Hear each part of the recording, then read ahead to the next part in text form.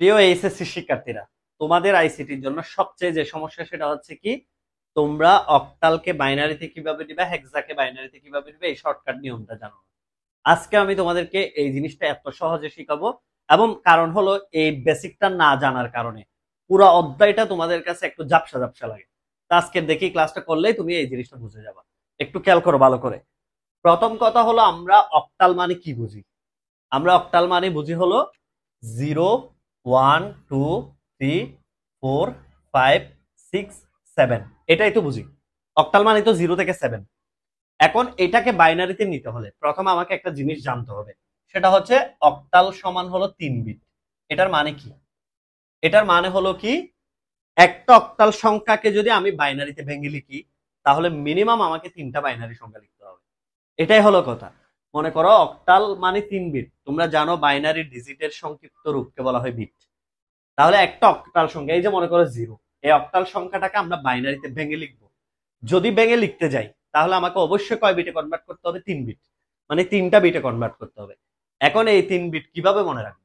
এই 3 বিট মনে রাখার জন্য আমাকে প্রথমে একটা সংখ্যা মনে রাখতে হবে। সংখ্যাটা হলো 1। প্রথমে 1, একের ডাবল 2, 2 এর ডাবল হচ্ছে 4। এই জিনিসটা আমাকে মনে রাখতে হবে। 1, একের ডাবল হলো 2, 2 এর ডাবল 4, 4 to 1। এক কথা, এটা মনে রাখতে হবে। তো এখন আমি এটা পড়ানোর সময় একটা শপিং মেথড ইউজ করি। যে শপিং মেথডটা কি?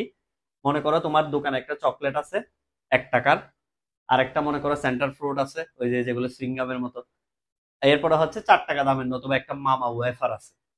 তোমরা ছোটবেলায় অনেকে দোকান করতা, যে দোকানের সময় এই জিনিসগুলা, একটা 1 টাকা দামের চকলেট, 2 টাকা দামের হয়তো একটা সুইংগাম বা সেন্টার ফ্রুট, আর 4 টাকা দামের একটা তোমার দোকানে কি আছে, একটা মামা ওয়েফার আছে।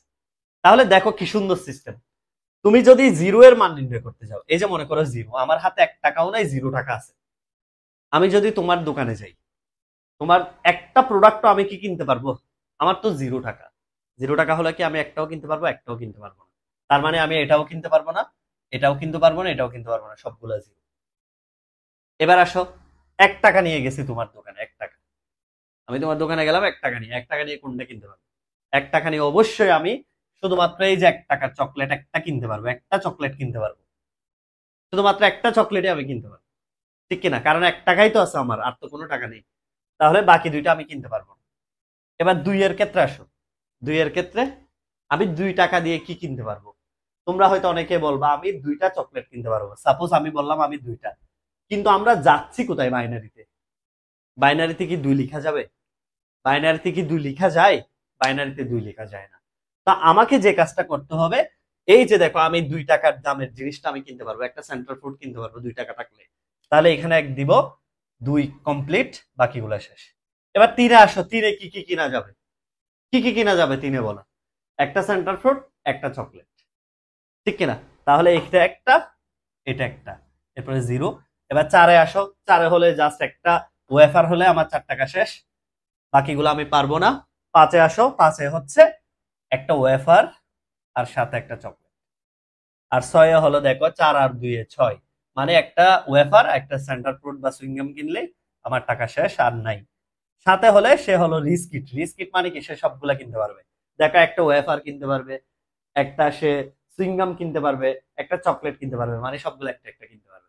আলটিমেটলি আমরা মজার ছলে শিখে ফেললাম অক্টাল থেকে কিভাবে বাইনারিতে যাই সেটা। আবার একটু দেখো, আবার একটু খেয়াল করো, আবার একটু বলি। এই যে দেখো, 0 থাকলে আমার 0 টাকা। আমি চকলেটও কিনতে পারবো না, সুইংগামও না, এবং এটাও না, একটাও কিনতে পারবো না, তিনোটাই 0। আর 2 হলে, 1 হলে 1 টাকা দামেরটা কিনতে পারবো। 2 হলে এই যে 1, 2 এর নিচে 1। 3 হলে 2 আর 1-এ 3। এই যে যে দুইটাকে যোগ করলে আমি 3 পাচ্ছি, সে দুইটার নিচে 1 দিব। 4 হলে ডিরেক্ট 4-এর নিচে 1 দিব। 5 হলে 4 আর 1-এ 5, মানে 4 আর 1-এর নিচে 1 দিলে আমরা 5 পাবো। 6 হলে 4 আর 2-এ 6। 7 হলে হচ্ছে 3টার নিচে 1 দিলে 7। এটা হলো অক্টালের মান নির্ণয়, অক্টাল থেকে বাইনারি। ঠিক সেম যদি আমাকে বলে হেক্সা থেকে বাইনারি, তাহলে আমরা কিভাবে করব একটু দেখি। হেক্সা থেকে যদি বাইনারি বলে, একটু খেয়াল করো সবাই। প্রথমে হেক্সা থেকে যদি বাইনারি বলে, এই জিনিসটা শিখে রাখলে অনেক বেশি, মানে তুমি উপকৃত হবা। এটা হচ্ছে সবচেয়ে, এই জিনিসটা বারবার লাগবে আমাদের, বিশেষ করে যুগে বলো, কনভার্সনে বলো, এটা খুব বেশি লাগে। এটা শেখা খুব দরকার। এই যে যেমন ধরো হেক্সা থেকে বাইনারি, হেক্সা থেকে যখন বাইনারি বলবো আমরা কি বলবো দেখো তো একটু, 0 1 2 3 4 5 6 7 8 9। আর এখানে 10 মানে হলো এ, 11 মানে হলো বি, 12 মানে হলো সি, 13 মানে হলো ডি, 14 ই, আর 15 হচ্ছে এফ। ঠিক আছে, এখন এটা কিভাবে মনে রাখবে, এটা একটু প্রশ্ন আসে সবার, এটা কিভাবে মনে রাখবে? এটা হলো 4 বিট, সবাই মনে রাখবে হেক্সা মানে হলো 4 বিট। মানে একটা হেক্সাকে যদি আমি বাইনারিতে বাংলায় লিখতে চাই, একটা হেক্সা ডেসিমেলকে যদি আমি বাইনারিতে ভেঙে লিখতে যাই, তাহলে আমাকে মিনিমাম 4টা বাইনারি ব্যবহার করতে হবে। যেমন ধরো আগে আমরা কি লিখছিলাম, 1 2, একের ডাবল 2, 2 এর ডাবল 4, 4 এর ডাবল হলো 8। ঠিক সেম, এবারও সেম, দোকানে আসে একটা চিপস বাড়াইলাম আর কি, দোকানে আগে ছিল চকলেট, সেন্টার ফ্রুট, মামা, এরপর এখন একটা চিপস বাড়াইলাম। তা এখন গরিব মানুষ গেল 0 টাকা, কিছুই নেই। ঠিক আছে, সে কি পাবে? সে কিছুই পাবে না, একটাও সে কিনতে পারবে না। আর যে 1 টাকা নিয়ে গেল, সে যে 1 টাকা নিয়ে গেল সে কি করবে? সে 1 টাকারটা কিনতে পারবে। 2 টাকা নিয়ে গেলে 2 এর নিচে 1, 3 টাকা নিয়ে গেলে 3, 3 মানে কিভাবে 3 পাবো? 2 আর 1 এ 3, মানে এই দুইটাকে যোগ করলে আমরা 3 পাবো। যে দুইটাকে যোগ করলে 3 পাবো, জাস্ট ওই দুইটার নিচে 1। এবার 4, 4 এর নিচে গেলে হচ্ছে এই যে 0 1 0 0, 5 এর নিচে গেলে এই যে 0, 4 আর 1 এ 5, 4 আর 1 আর 5, বাকিগুলো 0। 6 হলে 0, 4 আর 2 এ 6, 4 আর 2 এ 6। 7 হলে হচ্ছে এই যে 0, বাকি তিনটা হলো 1 1 1 1। 8 হলে দেখো, 8 হলে হচ্ছে 8 এর নিচে 1, 8 এর নিচে 1 হবে না 8 হলে, 8 হলে 8 এর নিচে 1, বাকিগুলো 0, এই যে বাকিগুলো 0।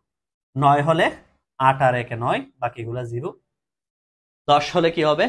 10 হলে হচ্ছে 8 আর 2 এ 10, এই যে 8 2 এ 10, 1, এই যে 1, বাকিগুলো 0। 11 হলে কি হবে বলো? 8 10 11, 8 10 11। 12 হলে 8 4 12, প্রথম দুইটা 1, এই যে দেখো 8 আর 4 12, ঠিক কিনা? 13 হলে, 13 হলে 8 4 12 আর 1 এ 13, আর 14 হলে 8 4 12 2 এ 14, এই যে 15 হলে সবগুলো 1। কি সুন্দর একটা সিস্টেম দেখো। তাহলে আমরা কি করলাম, যে খুব সুন্দরভাবে যে জিনিসটা আমরা দেখলাম সেটা হলো এই যে 8টা, প্রথমে দেখলো 0 হলে 4টাই 0, আর 1 এর বেলায় হলে জাস্ট 1 এর নিচে 1, 2 এর বেলায় হলে 2 এর নিচে 1। 3 তো নাই, 3 কি আছে? নাই। তাহলে কোন দুইটাকে যোগ করলে 3 পাবো? 2 আর 1 কে যোগ করলে, এই জন্য 2 আর 1 এর নিচে 1। আর 4 এর নিচে 1, 5 হলে 4 আর 1 কে যোগ করলে পাবো, মানে 5 পাবো। 6 হলে 4 আর 2 কে যোগ করলে। এটা আরো শর্টকাটে লিখা যায়। কিভাবে? একটু দেখো। 8 এর নিচে দেখো, একই সিরিয়াল যদি পুরাটা হিসাব করি, 8 এর নিচে দেখো প্রথম লাইনে 8টা 0 8টা 1, দ্বিতীয় 4 এর নিচে দেখো 4টা 0 4টা 1 4টা 0 4টা 1, 2 এর নিচে দেখো 2টা 0 2টা 1 2টা 0 2টা 1, একটা 0 একটা 1 একটা 0 একটা 1।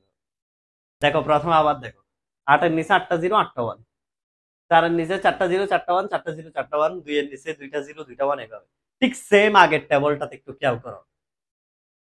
4 এর নিচে 4টা 0 4টা 1, 2 এর নিচে 2টা 0 2টা 1, একটা 0 একটা 1। মানে টেবলটা একটু খেয়াল করো তো, খেয়াল করলে কি পাবে? দেখো একটু, 4 এর নিচে 4 যেখানে লিখছো দেখো, 4 এর নিচে 4টা 0 4টা 1, 2 এর নিচে 2টা 0 2টা 1 2টা 0 2টা 1, আর 1 এর নিচে একটা 0 একটা 1 একটা 0 একটা 1। এ হলো অক্টাল থেকে বাইনারি, হেক্সা থেকে বাইনারি। এখন তোমাদের সবার মনে একটা প্রশ্ন, স্যার 1 2 4 8 এই জিনিসটা কোত্থেকে লিখছি? এটা কেন লিখছেন স্যার? এটা একটু বুঝাই দেন। এটা তো এমনি মুখস্থ হয় না, আইসিটি তে তো কোনো জিনিস মুখস্থ পড়াতে জানে না। আইসিটি মানে হচ্ছে লজিক। তোমরা দেখেছো আইসিটি অ্যাসিস্ট্যান্টের একটা আমরা ডায়লগ বলি, সেটা কি? স্পর্শ কিংবা আবেগ নয়, যুক্তিতেই প্রযুক্তির জয়। তো যুক্তি দিয়ে বুঝতে হবে 1 2 4 8 কেন লিখলাম। এটা একটু দেখো, এটা অনেকের জানা দরকার, এটা কোত্থেকে আসে আসলে। এদিকে তাকাও, আমরা যখন একটা ডেসিমেল সংখ্যা গঠন করি, মনে করো আমরা একটা ডেসিমেল সংখ্যা কি গঠন করলাম, মনে করো ধরো 121। এই সংখ্যাটা কিভাবে গঠিত হয়? এই সংখ্যাটা গঠিত হয় হচ্ছে এই যে দেখো 1 ইন্টু 10⁻0, একক স্থানীয় অঙ্ক, ক্লাস 3 4 এর পড়ালেখা, স্থানীয় মান। 2 এর জন্য কি লিখি? 2 ইন্টু 10⁻1, 1 ইন্টু কি? 1 ইন্টু হচ্ছে তোমার কি 10 স্কোয়ার, শতক। তারপরে হচ্ছে এখান থেকে আসা হচ্ছে কত 1, কারণ 10⁻0 মানে 1, কারণ কোন একটা সংখ্যার পাওয়ার 0 হলে সংখ্যাটির ফলাফল আসে 1। এবার এখানে আসে 2×20, যেহেতু দশক স্থানীয় অঙ্ক মানে 10 দ্বিগুণে 20, 10 দিয়ে গুণ হয়। শতক স্থানীয় অঙ্ক হচ্ছে কি 10 স্কোয়ার মানে 100, টোটাল তিনটাকে যখন আমরা যোগ করি তখন পাই 121। এখন 1248 এটা কেন লিখি বাইনারি সংখ্যার ক্ষেত্রে? এটা যদি 10⁻0 হয়, বাইনারির ক্ষেত্রে স্থানীয় মান কি হবে? 2⁻0 সমান 1। কথা সঠিক কিনা? 2⁻0 সমান 1 কিনা? বাইনারির ক্ষেত্রে 2⁻0 হবে না, যদি 10⁻0 যদি ডেসিমেলের ক্ষেত্রে হয়। ঠিক সেম 2⁻1 দশক স্থানীয় অঙ্ক বাইনারির ক্ষেত্রে 2, তারপর 2 স্কোয়ার শতক স্থানীয় অঙ্ক বাইনারির ক্ষেত্রে এমসিকিউতে যদি আসে যে বাইনারির ক্ষেত্রে শতক স্থানীয় অঙ্ক কি 2 স্কোয়ার 4। এরপরে দেখো 2 কিউব সহস্র স্থানীয় অঙ্ক হাজার, একক দশক শতক হাজার কত 8। এই জন্য আমরা ওখানে লিখেছিলাম 1248। আসলে এটা হচ্ছে স্থানীয় মান দ্বারা গুণ করা।